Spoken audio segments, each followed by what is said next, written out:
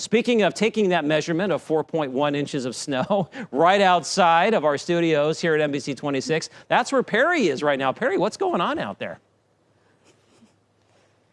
Hey there, Cameron. It is certainly coming down out here. The snow's fallen slowly but surely. It's collecting on my eyelashes. It's collecting on the ground beneath me. It's collecting on those cars behind me that someone's going to have to scrape off in the morning. But since we've had such a mild winter thus far this year, I met some families in Brown County who took advantage of today's snowfall and used it as an opportunity to see what kind of fun some Wisconsin winter weather like this has to offer. Take a look.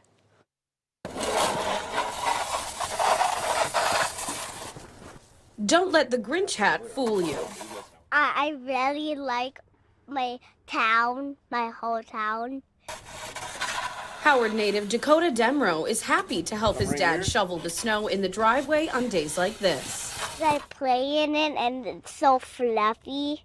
Since school ended early for Dakota Thursday, his dad Clayton was happy to let him help move that fluffy stuff. Just try to stay ahead of the game so you don't have to do it all at once when it's 10 inches deep.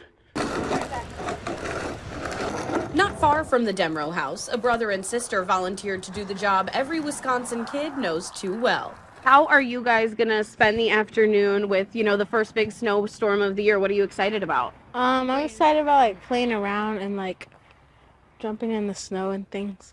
Khalees Anderson and her brother Khalid say they might use Thursday's fresh powder to build a snowman. And who is the best at building snowmen? Me. Really? In Green Bay, one family visited Fireman's Park for sledding and winter fun.